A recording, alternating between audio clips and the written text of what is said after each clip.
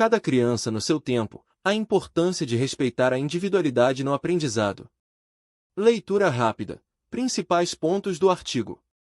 Tópico. O mito do aluno médio. A ciência do cérebro comprova que não existe uma curva única ou padrão de aprendizado.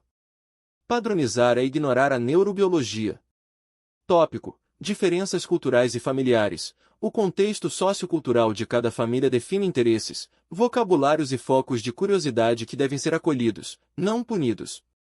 Tópico. Trajetórias não lineares. Atrasos iniciais na fala ou na escrita não determinam um futuro. Crianças com desenvolvimentos fora do padrão tornam-se, frequentemente, profissionais geniais em suas áreas. Tópico. Cuidado com a pressão. Cobrar comportamento e aprendizado em ritmos idênticos gera bloqueios emocionais, ansiedade e desamparo aprendido. Imagine uma fábrica projetada para produzir engrenagens idênticas. Cada pedaço de metal passa pelas mesmas prensas, recebe os mesmos cortes e sai da linha de montagem com dimensões milimetricamente iguais. Por muito tempo, infelizmente, o sistema educacional tradicional funcionou com base nessa mentalidade industrial. Esperava-se, e, em muitos espaços, ainda se espera, que crianças da mesma idade cronológica aprendam os mesmos conceitos, no mesmo ritmo, com os mesmos interesses e manifestando os mesmos comportamentos. No entanto, seres humanos não são engrenagens metálicas. Crianças são organismos biológicos complexos, dotadas de cérebros absolutamente únicos, criadas em contextos socioculturais diversos, sob diferentes dinâmicas familiares, carregando valores, ritmos e potenciais singulares. Ignorar essa individualidade e cobrar o aprendizado ou o comportamento infantil com base em uma curva média idealizada é um equívoco pedagógico e científico que sabota a saúde emocional e cognitiva do estudante. O mito do aluno médio e a neurobiologia da diferença. O conceito de que existe um desenvolvimento padrão tem sido amplamente questionado pela neurociência moderna. Pesquisadores de ponta, como o neurocientista Todd Rose, de Harvard, apontam que o conceito de indivíduo médio é uma ilusão estatística. Em seu livro O Fim da Média, ele demonstra que, quando analisamos o perfil de habilidades de qualquer pessoa em múltiplas dimensões, como memória de curto prazo, raciocínio espacial, fluência verbal e coordenação motora, ninguém se encaixa perfeitamente na média em todas elas. Cada cérebro infantil possui um mapa de conexões sinápticas, o chamado conectoma, tão exclusivo quanto uma impressão digital. O ritmo de maturação de diferentes áreas cerebrais varia de indivíduo para indivíduo. Enquanto uma criança desenvolve rapidamente as áreas corticais ligadas à linguagem e à comunicação interpessoal, outra pode ter um amadurecimento mais veloz das áreas ligadas à percepção visual e orientação espacial.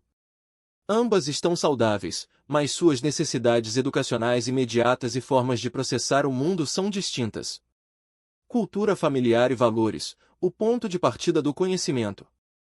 Nenhuma criança chega à escola como uma tábula rasa ou folha em branco. Ela traz consigo a bagagem cultural e a história de sua família. O psicólogo Lev Vygotsky, pai da teoria sócio-histórica do aprendizado, defendia que o desenvolvimento cognitivo ocorre através da interação social mediada pela cultura. Isso significa que a forma como uma criança pensa, fala e se comporta está intrinsecamente ligada ao seu meio. Tópico: linguagem e vocabulário. Crianças que crescem em lares onde a narrativa oral e a música são muito presentes terão competências comunicativas diferentes daquelas criadas em ambientes mais silenciosos ou focados em atividades técnicas e práticas. Tópico: valores e interesses. A rotina familiar determina o que a criança valoriza. Uma família que passa os finais de semana na natureza constrói na criança uma curiosidade científica voltada para a biologia, enquanto outra focada no comércio ou na tecnologia direcionará a atenção da criança para caminhos lógicos ou digitais. Tópico: ritmo de socialização, a organização do lar, famílias numerosas, filhos únicos, convivência comunitária intensa, molda a prontidão relacional e o comportamento social da criança, que nem sempre corresponderá ao modelo idealizado de comportamento em sala de aula.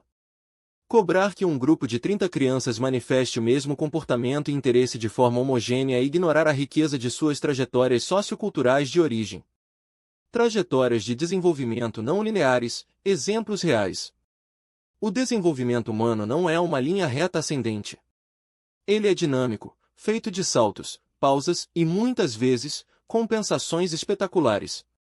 A história da ciência, da literatura e das artes está repleta de figuras brilhantes que, na infância, foram consideradas inadequadas, atrasadas ou problemáticas pelos padrões rígidos de sua época. O atraso da fala e a brilhança científica. Um dos exemplos clássicos mais célebres é o de Albert Einstein.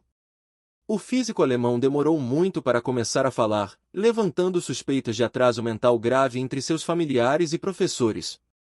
Na literatura psicopedagógica contemporânea, esse fenômeno de fala tardia associado a altas habilidades analíticas e espaciais é frequentemente chamado de Síndrome de Einstein. Einstein não seguiu o ritmo cronológico padrão do desenvolvimento da linguagem, mas seu cérebro estava processando o mundo tridimensionalmente com tamanha intensidade que, mais tarde, ele revolucionou a nossa compreensão do espaço e do tempo. Muitas crianças que demoram a falar ou que possuem um desenvolvimento de linguagem verbal atípico desenvolvem caminhos alternativos de representação mental. Com o apoio e o respeito adequados, essas mesmas crianças podem se tornar, no futuro, excelentes comunicadores, locutores de rádio de destaque, advogados eloquentes ou cientistas brilhantes, pois aprenderam a valorizar a precisão da palavra e a profundidade do pensamento antes de sua verbalização mecânica. A dislexia e a maestria das palavras escritas. Outro exemplo impactante é a relação entre a dislexia e a literatura. A dislexia é um transtorno de aprendizagem de origem neurobiológica caracterizado por dificuldades na leitura fluente e na escrita. Contudo, o cérebro disléxico possui uma arquitetura única, muitas vezes caracterizada por um hemisfério direito altamente ativo, o que confere ao indivíduo uma capacidade notável de pensamento tridimensional, visualização de conexões globais e criatividade narrativa. Escritores renomados como Agatha Christie, uma das autoras mais vendidas da história da literatura mundial, enfrentaram severas dificuldades de alfabetização, ortografia e escrita na infância. Christie era considerada lenta para escrever e soletrar. Se ela tivesse sido julgada apenas por sua ortografia e velocidade de escrita mecânica nas fases iniciais, o mundo teria sido privado de suas extraordinárias histórias de mistério. Outro exemplo marcante é o escritor F. Scott Fitzgerald, autor de O Grande Gatsby, que lutou contra problemas de escrita e ortografia durante toda a vida, mas possuía uma sensibilidade artística sem igual para narrar a alma humana. O perigo da comparação e os danos emocionais. Quando pais e educadores desconsideram essas curvas individuais e cobram rendimento e comportamento idênticos, as consequências emocionais para a criança podem ser devastadoras. O psicólogo clínico Albert Bandura desenvolveu a teoria da autoeficácia, que se refere à crença da pessoa em sua própria capacidade de organizar e executar as ações necessárias para alcançar metas. Se uma criança é sistematicamente comparada com colegas mais rápidos ou que se enquadram mais facilmente no perfil escolar tradicional, ela começa a construir uma autoeficácia fragilizada. Esse processo pode levar ao fenômeno neuropsicológico do desamparo aprendido. A criança conclui que, não importa o esforço que faça, ela jamais conseguirá alcançar as expectativas dos adultos. Como resultado, ela desiste de tentar, manifesta apatia, desinteresse pelas aulas, bloqueios cognitivos de aprendizagem e ansiedade severa. O que parecia ser uma dificuldade de aprendizagem biológica torna-se, na verdade, uma ferida emocional produzida pela cobrança inadequada. A psicopedagogia como ponte para o respeito individual. O papel da psicopedagogia clínica é, justamente, retirar a etiqueta de patologia das variações normais do desenvolvimento humano. Em vez de olhar para a criança buscando diagnosticar apenas o que lhe falta em relação a um padrão de normalidade abstrato, a intervenção psicopedagógica mapeia a forma única como aquele sujeito aprende. Cada pessoa possui um estilo preferencial de aprendizagem, visual, auditivo, sinestésico ou leitura escrita. Compreender se uma criança precisa manipular objetos físicos para entender conceitos matemáticos, ou se ela se apoia melhor em narrativas dramáticas para consolidar eventos históricos, é a chave para o sucesso pedagógico. A psicopedagogia busca resgatar a autoria do pensamento da criança, mostrando a ela que sua forma de raciocinar é válida e poderosa. Como pais e educadores podem praticar o respeito ao ritmo infantil? Tópico. Elimine a palavra atraso para variações normais, salvo casos de atrasos severos que demandam intervenção terapêutica multidisciplinar precoce. Compreenda que cada criança se desenvolve em ondas. Umas caminham mais rápido na linguagem, outras na coordenação motora ampla. Acolha o ritmo de maturação orgânica do seu filho. Tópico: investigue a raiz do desinteresse. Se uma criança parece desinteressada por uma matéria escolar, não a rotule de preguiçosa. A dispersão pode ser sinal de que o método de ensino usado não conversa com o estilo de aprendizagem dela ou que ela está sofrendo por se sentir incapaz. Tópico: respeite os interesses individuais. O aprendizado ocorre com muito mais facilidade quando âncora-se naquilo que desperta o interesse genuíno da criança.